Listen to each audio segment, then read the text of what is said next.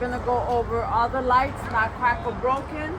The three in the middle are the ID lights, which identifies the truck's commercial vehicle. Outer lights are the clearance lights for the height and width of the vehicle. We're gonna go to the headlights. Headlights work as high beam, low beam, and then it's the turn signals, right turn signal, left turn signal, and they also function as four-way flashers. The lenses have no condensation, no moisture, they're all functional. Red in the rear, amber everywhere else. We're gonna check under the vehicle for any fluid leaks. We're also checking that there's no hoses or wires hanging. The truck is not leaning to either side. Your examiner asks what type of fluid leaks. It will be oil, coolant, power steering, washer fluid, and hydraulic fluid. Now we're gonna open the hood and we're gonna go to the passenger side.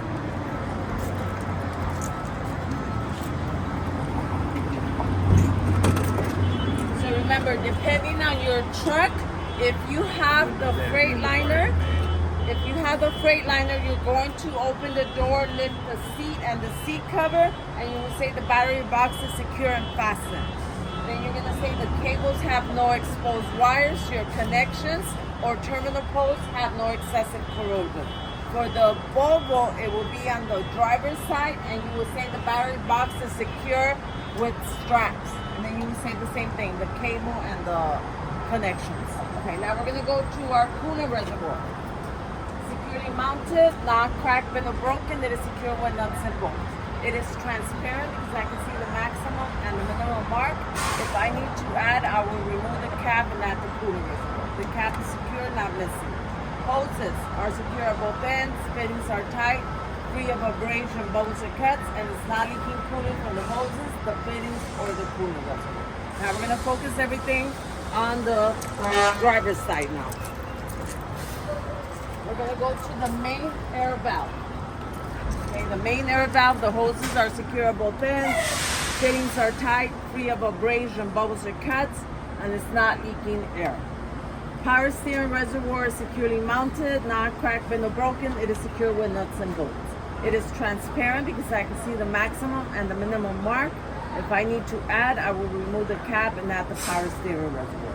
Hoses are secure at both ends, fittings are tight, free of abrasion, bubbles or cuts, and there is no power leaks from the hoses, the fittings, or the power steering reservoir. Remember, on your Volvo, it is not transparent, so you will check it at the dipstick. This is the oil engine, for the oil, the oil dipstick. I'm gonna pull it out, wipe it, reinsert it, take it back out, make sure it's at the refill mark, and if I need to add, I would add it at the oil intake. This is our steering gearbox, securely mounted, not cracked, bent or broken. It is secure with nuts and bolts. The hoses are secure at both ends, fittings are tight, free of abrasion, bubbles or cuts, and there is no power steering leak. Now we're gonna go to the steering linkage, which consists of the pitman arm, drag link, and the steering knuckle.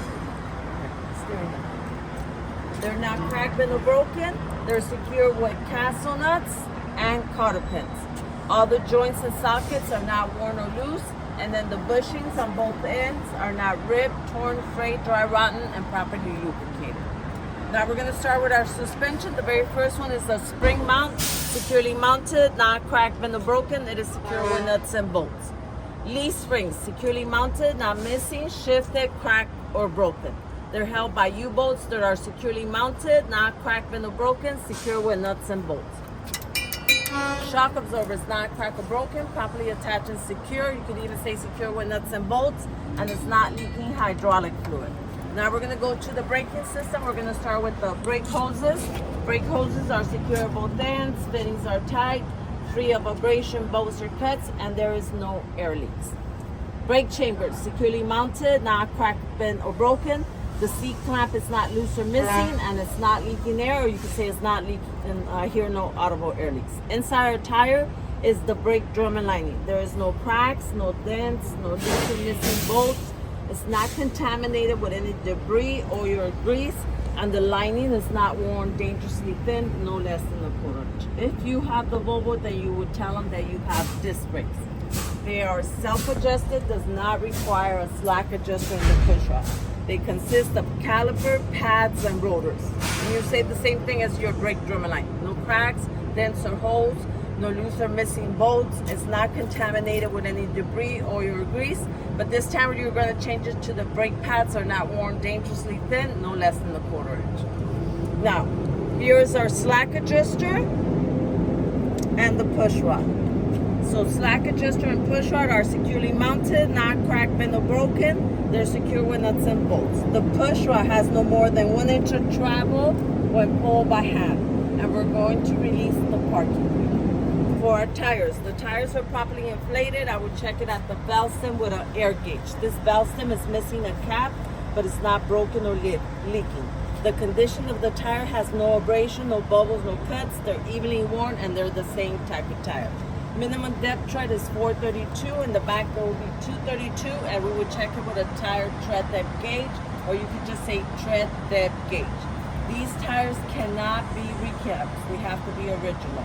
All other ones, yes. Rim, not cracked or broken, no illegal welds. All the lug nuts are present. They're not bent, cracked, or broken. They are not loose. There is no shiny threads or visible.